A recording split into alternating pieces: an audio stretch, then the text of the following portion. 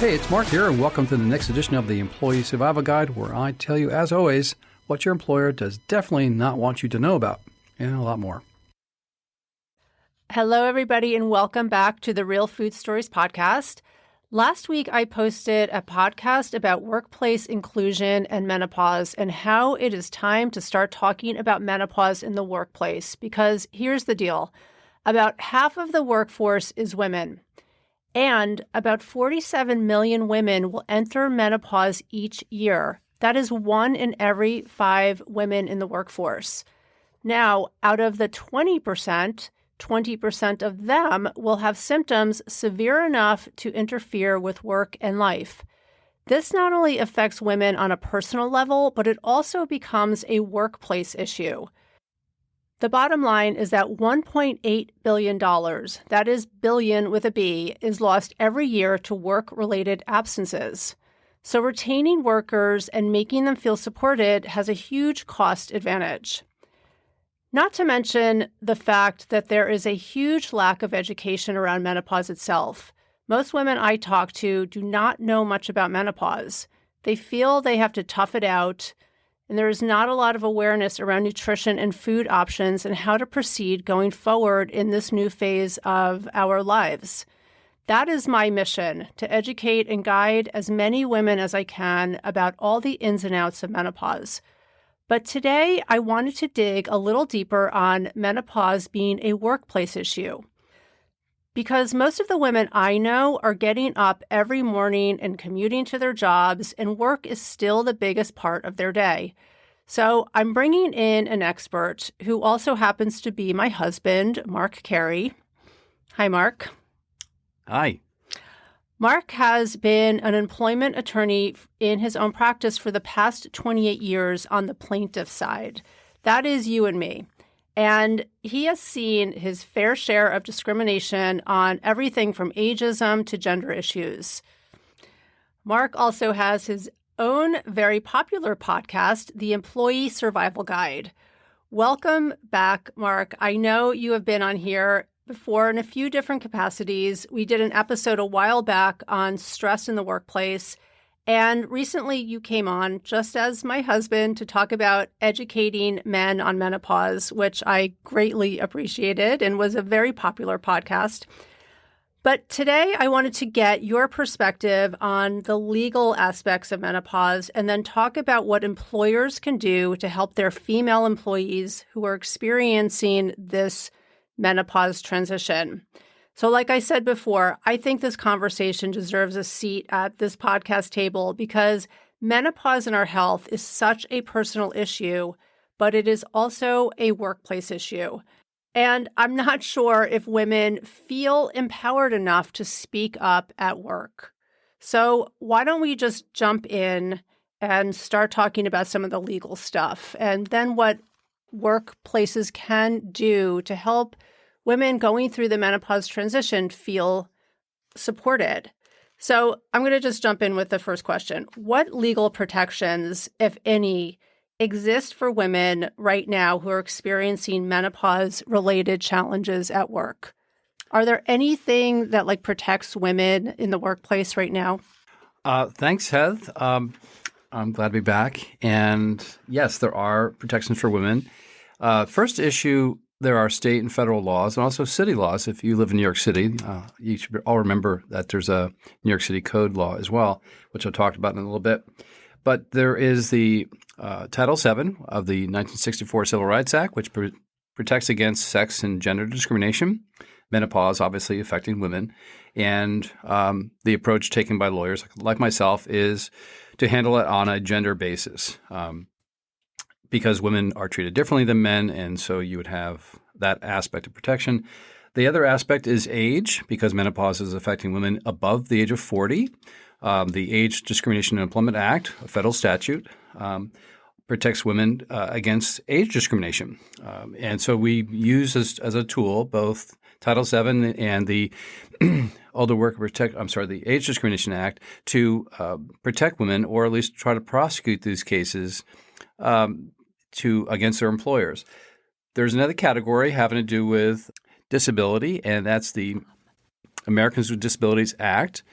and that protects women in menopause because the menopause affects the endocrine system, and so the courts have held that endocrine system is a major life activity, and so that would be also protected.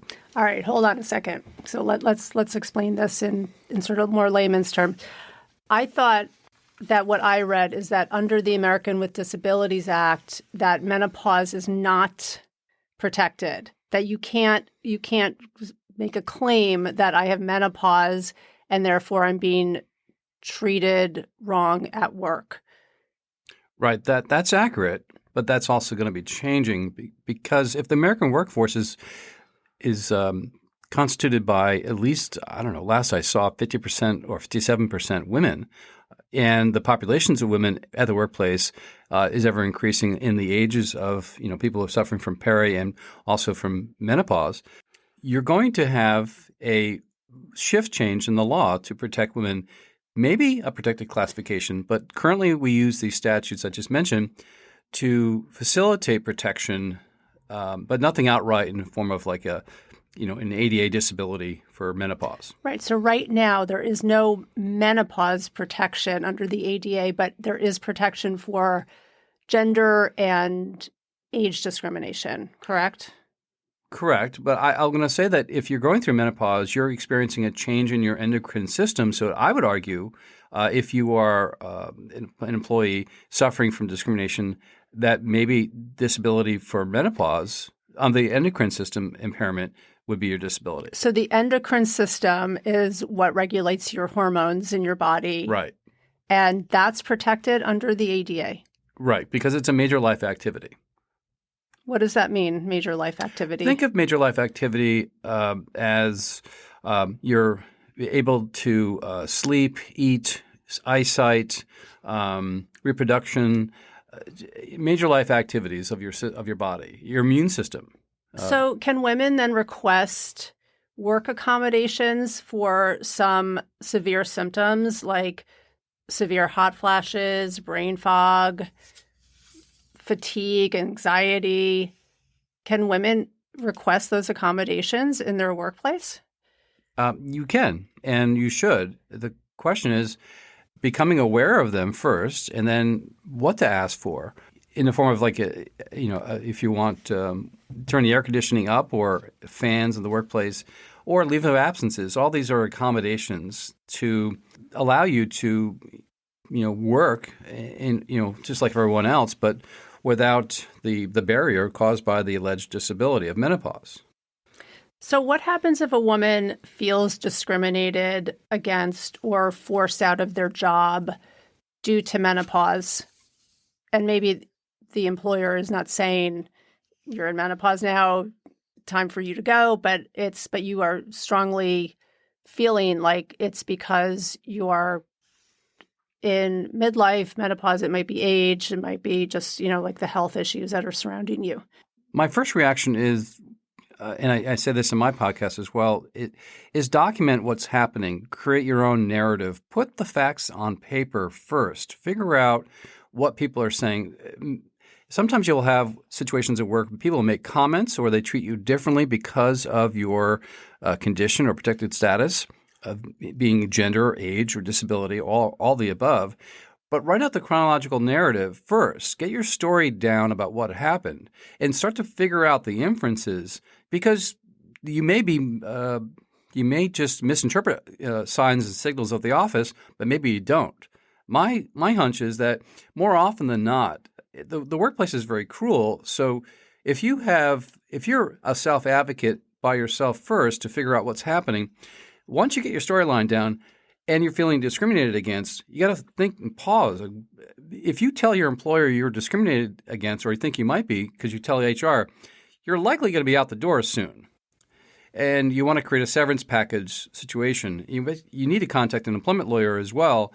But think about before you do this because you're no longer going to be working there very long. It's not like – so I just want to make you aware of that. It's a very big hurdle to get past first. A couple decades ago, so was pregnancy discrimination, right? Agreed. I mean, women would get outed because they were pregnant or, right, and didn't seem employable or And that's come a long way, right? So Yeah. I'm going to assume, or it sounds like from what you're saying, that menopause rights might become more of a more notable thing in the workplace. We hope that they will because of the awareness happening in society. But remember, employers, it may be the 1950s again, because I just had a case with a hedge fund where the person was pregnant, and this person was a real producer, and she had her pregnancy, and she was terminated after that. Yeah, you get pregnancy discrimination cases all the time, even though there are laws in place for pregnancy rights, right, under the ADA. So, or is it under the ADA? Pregnancy actually is a disability under Connecticut law and some other states as well. But remember something, my point I'm trying to make is when you claim discrimination, please plan to exit your employment soon at a later point in time. Employers don't react positively to it. I'm just forewarning you. Okay. I think ideally most women are not wanting to leave Agreed. their jobs because now they're in menopause. I mean, but you're giving some steps to take if you feel like you are being unduly discriminated against, and if you want to take some legal action. Right. Let's take the word discrimination out. Let's just roll back a little bit and talk about getting menopause accommodations and speaking to HR, asking them, and developing a conversation. So I just described earlier a worst case scenario. It doesn't have to be that way. You can work with HR. They're going to want to work with you. I read this morning before this discussion that 75% of employers are interested in accommodating women going through menopause and perimenopause. So have a conversation by expressing what you need and seeing how in an adult fashion that if they can accommodate your needs so they can be a more productive employee. Well, that's a good point. I mean, so then I have a question. How much of a responsibility can we actually put on workplaces versus being personally responsible for our own well-being and like our menopause health and our symptoms? And I mean, is it a workplace responsibility? Let's take a quick break. It's Mark, and we have a new product for you. It's called the Employee Survival Guide, or employeesurvival.com. And it's a site that you can obtain PDF products that I've created myself. I was spending too many hours, way too many, researching and writing about, if, for example, the performance improvement plan or beating them. And the second one about negotiating severance negotiation agreements, two of the most important topics that we see in terms of the web traffic and podcast traffic we have. So check out employeesurvival.com and see if this can try to help you, and you don't need an attorney to use it. Thank you.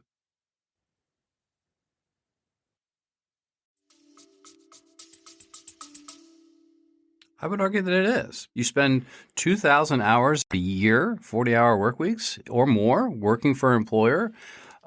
So that's employer has obligations to create an accommodating workplace, an equal workplace, and this is no different. It's so I would argue, yes, the employer has an obligation to accommodate women going through this.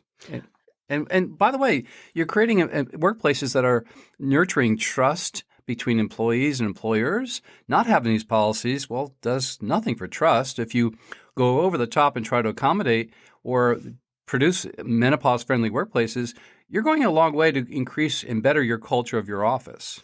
Right. And like I said before, I mean, this can cost workplaces almost $2 billion a year for women taking time off for not being accommodated in their workplaces. Yeah, employers have a lot to lose if they don't do this. And I think that's what's happening now. This is catching on very, very quickly, and employers are reacting in a very positive way, it just takes time to see the developments of it. But clearly something's happening. Have you ever had a case that was menopause related? No, I actually had cases that are age and gender in that category. My suspicion is that women are not either aware of the issue or how to bring it up or just fearful to bring it up at work, which has to change. They have to feel confident that their employers are going to respect them. Yeah, well, I think that for a lot of women, they don't really – there's this belief that we're in menopause, we have to tough it out and kind of suffer in silence. Is that the fear and stigma issue? You know, that they're fearing that if they say something, they're going to be penalized in some way, maybe not given a promotion. Well, I think that there's just been a huge silence around menopause in general that goes back generations, Mm-hmm. and so now then we're here in the workplace, and do you bring this up with your boss? Do you tell your manager, like, I'm having menopause symptoms? I mean, I imagine there would be a lot of fear around bringing up something like that and the reactions that it might stir up. I think people bring things to the attention of their employers when it becomes difficult to do your tasks at work, whether it's remote or at work. It's getting in the way, and that's basically classic disability type of uh, phenomena that something happens like that. It reaches a point where you're suffering. Don't suffer. I mean, express yourself, communicate what you need, and you might find a very positive reaction by your HR department. So you're saying that if women are suffering, if hot flashes, any of these symptoms are getting in the way of their work, that they should bring it up to human resources or their manager and express this and ask for accommodations. Right. And let me give you a little lawyer's inside trick so that you understand something. I do this all the time in my podcast. I give people the legal impact of when they do this. So let's say you tell HR and your boss you're having issues and you need accommodation for menopause. When you do this, do it in writing, but also do it verbally. You're creating a paper trail, and it's a protected activity. And what I'm, as the attorney, looking for, what the HR department is also looking for, is that they don't retaliate against you for making the request. Retaliation discrimination is the easiest thing to prove. So document everything. Emails, timestamps, of course, communications you have. Follow up with an email. Hey, we talked about this conversation. I just want to follow up and make sure you get back to me, and give them short time frames to respond to you. The ADEA says you have to have an interactive process. Think about adults talking about a problem, a major crisis, and working through it calmly.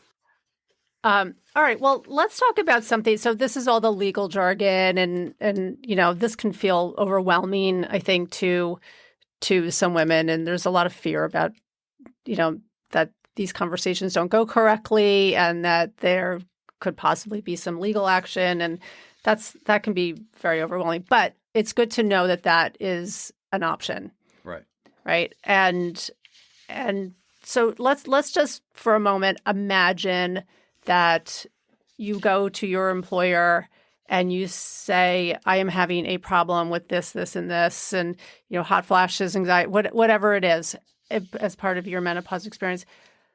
I want to talk about what some of the policies that companies can put into place. I mean, if your HR department is receptive to doing this, putting some programs and policies into place, then that's amazing. I mean, I don't think that they legally have to do that though, right? But maybe just as some accommodations, but I'm talking about like bigger, more like policies and programs, because, again, like I said before, I don't think, a lot of women don't have that much education on menopause yet. I think it's becoming much more open and talked about, that women, I think, are just more open to having conversations about this and not keeping it a secret. But I know what I can be doing on my side, and I want to talk about that because I do a lot of corporate programs, and I'm going to talk about that in a second. But let's talk a little more globally and just what kind of policies can companies put in place to better support women? All right. So I believe the first thing you can look to is, and everybody overlooks this, but it's called the Employer's Code of Conduct. If you're a public company, you have an Employer Code of Conduct, and it basically says treat everybody fairly, et cetera. It maybe, it says something about menopause, but highly unlikely. And if you have menopause policies at work, maybe you can promote them by asking them to do a seminar possibly. there's employers are going to be receptive to doing this because they already understand that the culture shift has happened. So they're more likely than not to put on programs that discuss it, bring a speaker in. So employers are interested in workplace wellness, and so they can have such as like maternity leave, mental health, et cetera. It's just another offshoot of that. So you would have menopause-friendly employee wellness, menopause being part of employee wellness. You can have a flexible work option for experiencing symptoms. I mean, remember the FMLA, the Family Medical Leave Act, covers this. And likewise, companies most likely have short-term disability where you can take 1 day, 2 days just to get through what you're going through. Don't feel you can't ask for it. And you can use that. You can use the FMLA intermittently days off for. You don't have to have a specific reason. I mean, do you have to tell your employer like I'm having severe hot flashes and I can't come in today, or can you just take a day off? You have the basic level. You have a sick day, but if you send an HR request saying I'd like to have 1 day off for FMLA leave, short-term disability, you can do that. They do take paperwork, but you can request it. FMLA is intermittent. You can have it by the hour. People don't understand this. They think they have to take a 6-month leave of absence or something like that. It's not true. Other aspects of just HR training and leadership issues, I mean, HR is constantly moving and evolving, and I think that's what's causing the development of menopause wellness in the workplace because HR departments, by the way, most HR departments are female, and they're attuned to this issue. So that's probably driving the menopause awareness aspect in corporations today. Okay, so there are more like these bigger global policies, maybe right with insurance.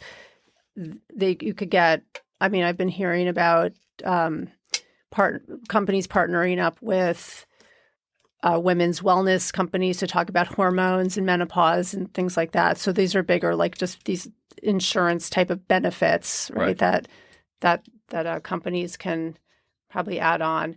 And I feel like just from my perspective, beyond policies and stuff, companies can create real wellness initiatives that educate and empower women because, like I said before, I think that there's a lot of mystery and a lot of confusion around menopause. So just to get educated on what menopause is. So menopause and nutrition webinars, just to like, what is it? How do you empower yourself? What do you do about it from a nutrition perspective, from your food, from your daily lifestyle and living? Food has such a huge role in your energy, your focus, your hormonal health. I mean, so that's some of the stuff that I do on my end. Cooking classes, I teach cooking classes, also interactive cooking classes to teach women how to nourish themselves through food. And, during this time of menopause and beyond, because it's not just menopause and menopause symptoms, but menopause brings up a whole other host of health issues right at the same time because our dip in estrogen, I know we're diverting a little bit from the legal part, but I mean, okay. but this is important. I mean, it's I think important to me too. It's educational. Yeah, that our drop in estrogen triggers our bone health issues, heart issues, brain issues, I mean, energy, I mean, so much. And so we want to learn beyond hormone replacement therapy how to have our best health so we can be the best employees at our jobs, and go in as energized and as focused as possible.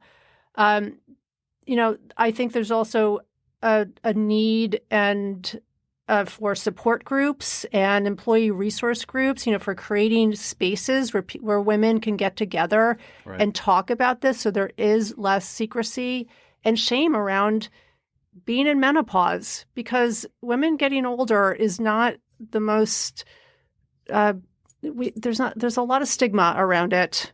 Can I add my 2 cents in here? If you're going to create spaces at work, but invite men to these discussions because I've gone to these webinars on the web and about menopause, and I found it incredibly fascinating and also just educational.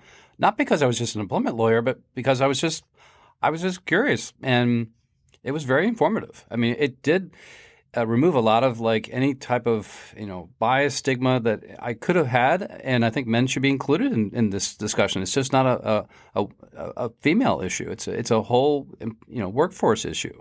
Yeah, I totally agree with that. I think that, every woman on the planet goes through menopause at some point in their lives. And I will tell you without a doubt that if you are a man, you know someone who is going through menopause or who has gone through menopause. I mean, your mother went through menopause. I remember. And your spouse and the women that you work with. So I think that it is really important for men to get just as educated as women on what's happening. This is half of the population of the world. So I think that's a great point too. Can I just add one more point to that? I'm really about removing biases in the workplace.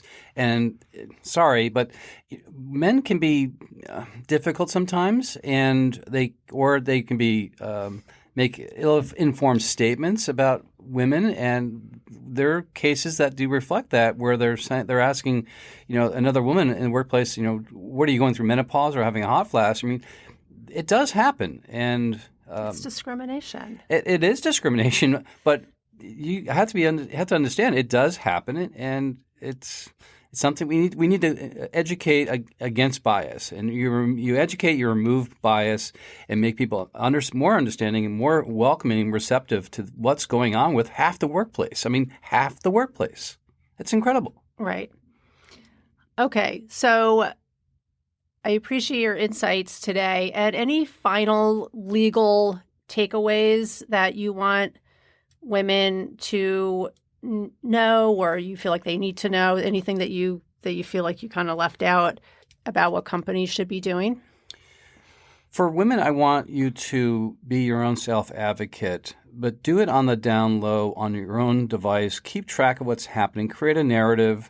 Obviously, you're aware of employee monitoring, so don't do any of this kind of self-advocacy or preparation or learning on a work computer. Do it on your own device, because you don't want to call yourself out. Creating self-advocacy and monitoring your own situation is very, very important, so you're aware when something actually is happening. And if it is happening to you, there are ways to handle it. You can contact an employment lawyer like myself. I'm not trying to pitch myself, but just simply become more aware. You can listen to a podcast about employment as well. Employers are not going to tell you the answers to your situations. This is a very, forward-looking type of like podcast episode. Most companies are not yet there, and so you have to be very cautious and careful. I'm sorry to say that, but be prepared, be aware, be mindful of what you're doing, but in curate the type of response you want. You're in control of it. You don't have to be subjected to the wills of some company. You have a right to say certain things, and you have employment rights. So just become more aware. I have a final couple wellness takeaways that I want to just reiterate, that I think menopause education is so important. And if it comes from the workplace, that's great. Even better, because it's better to get really well science-backed information from trusted sources than try to figure this stuff out on the internet or in social media with wellness influencers and things like that.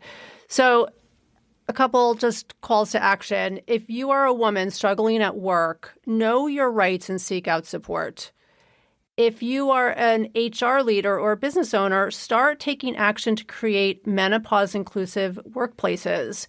And if you want to bring menopause education to your workplace, definitely reach out to me. You can reach out to Mark. I will have these links in the show notes for webinars, programs, and just general guidance on how to make your work experience as good as possible.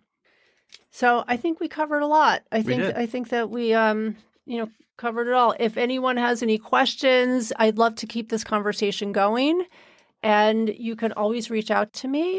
My contact info is in my show notes, and have a great day. Bye.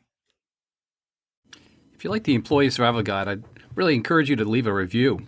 We try really hard to produce information to you that's informative, that's timely, that you can actually use and solve problems on your own and at your employment. So if you like to leave a review anywhere you listen to our podcast, please do so. And leave 5 stars, because anything less than 5 is really not as good, right? I'll keep it up. I'll keep the standards up. I'll keep the information flowing at you. If you'd like to send me an email and ask me a question, I'll actually review it and post it on there. You can send it to mcarey@capclaw.com. That's capclaw.com.